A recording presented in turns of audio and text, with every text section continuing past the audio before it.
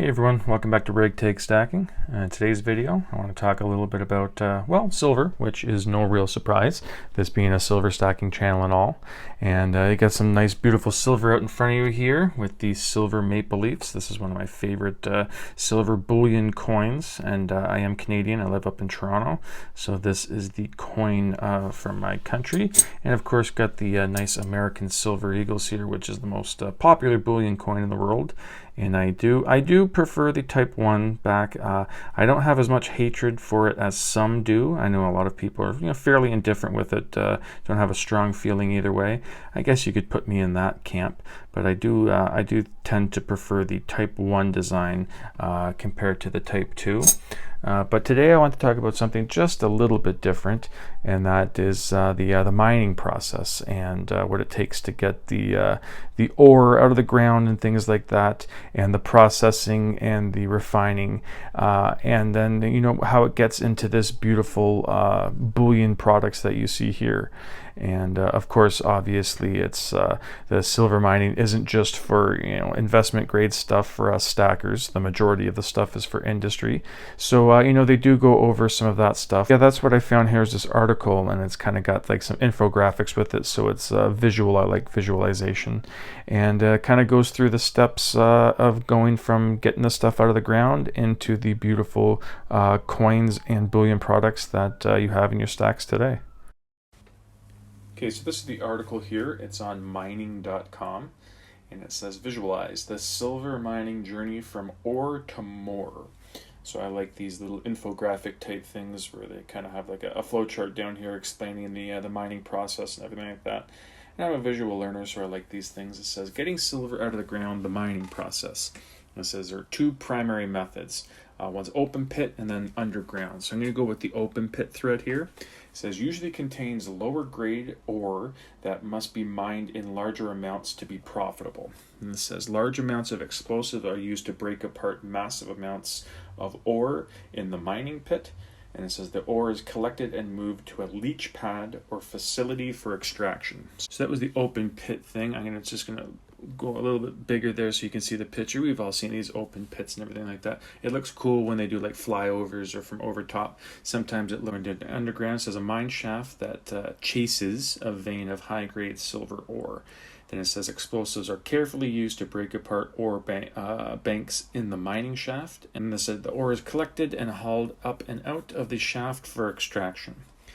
And it says each method has its advantages and is suitable depending on the location and grade of silver ore being mined. It said whether open pit or underground, the mining processes are similar.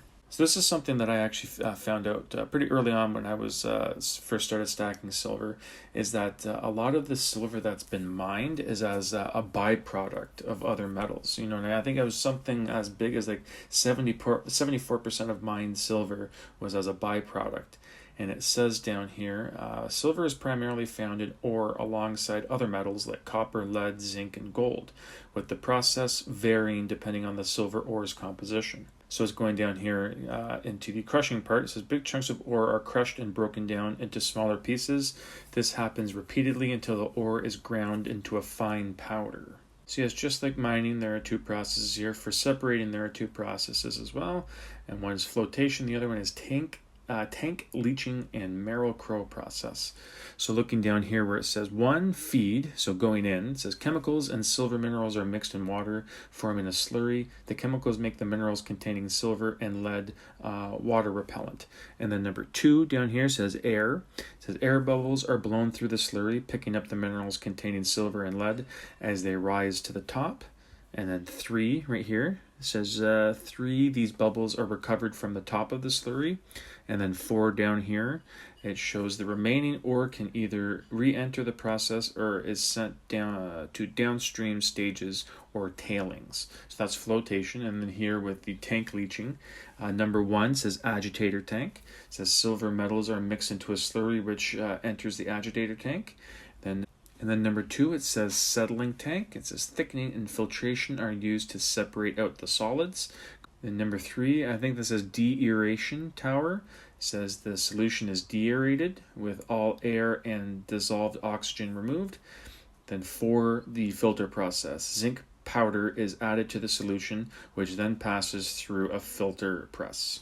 So there are the two ways of the separating once they have the rough stuff that they got out from the mining process. So there you go. After it goes from the filtering process on this one here, and then the remaining slurry leaves the flotation thing here. It goes down to further getting it refined down, getting the other metals out here. Because it says at this point what remains is a silver-bearing mineral concentrate, which contains another major metal that needs to be removed. And yes, down here it shows the two different ways, because there are different metals. It says copper and lead. They also said zinc and gold, but there are different processes of refining it to get those other metals out. So I'm not going to read through all of this because I am a slow reader, and I will leave a link in the description if you want to go through it. It shows here the red is the copper, and it's electrolytic refining.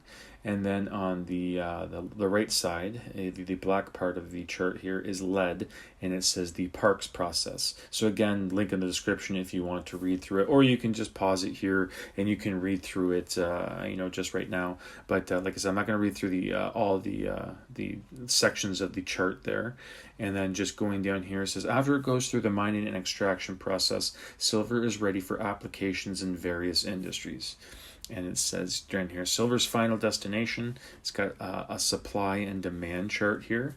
So you can see it's dating back 9 years to 2012. You can see the red is the demand and the black is the supply. And then going down a little bit more here, it shows silver demand for physical investments and hedging. This says physical demand for investment and hedging purposes is forecasted to rise 26% this year. So you can see, I think, was that in 1,000 tons? So yeah, down there it says this year in 2021, apparently it's going to be close to that 8,000 tons silver demand for physical investment and hedging. And another area you can see where silver is going up is in the solar sector there. Silver demand for the photovoltaics and silver panels, you can see, again, it goes back to 2012. And it looks like 2017 was a big spike, and it went down a little bit in 2018. But now that we're here 2021, you can see it's gradually gone up again from that 2018 dip, and it looks like the trend is continuing to go upward. So that was the visual side here, and going down is just the article form of what we just said here. You can see the open pit and underground. Up there they had the more visual kind of flow chart thing, and again down here separating and crushing. So it just kind of goes down a little bit more just with the article without the graphics. But like I said, I do like looking at the graphics because I am more of a visual learner, and I do like seeing the little graphics there. They have to help you understand a little bit more of the refining process. So yeah, just jumping back up to the top here, that's the end of the article basically. Like I said, at the end there is basically just the article form of this whole thing, but I do like looking at the visuals that they set up, and helps me understand a little bit more. Especially when they're talking about the breaking down the process of getting the other metals out, like the copper and lead. They showed that comparison there. It's pretty interesting to see the methods in refining to end up with the beautiful silver products that we all have in our stacks. So anyways, that was the article that I wanted to show you there. I thought it was pretty cool. Like I said before, I do like the visualizations, and I usually see it. There's this one website called Visual Capitalist. I find has some really cool infographics and flowcharts. But this one was from mining.com, I believe. I will leave a link in the description if you would like to read through the article again on your own. But yeah, that was just a little video I wanted to make because I'm usually just talking about the physical stuff here. I don't really get too much into the paper side. Don't really mention too much or talk too much about the mining process. I'm basically just talking about my stack and adding to it, or just things that pop up. So when I saw this one here, I thought it was pretty interesting because it's something that I usually don't talk too much about because it's not really, I don't really know how to present it in an interesting way. And when I saw this infographic article here, I thought, now is the chance. We can talk through this, and it's a good visualization for people to see. But yeah, that's it for today's video. Thank you so much for watching, and I hope you come back for the next one. Thank you.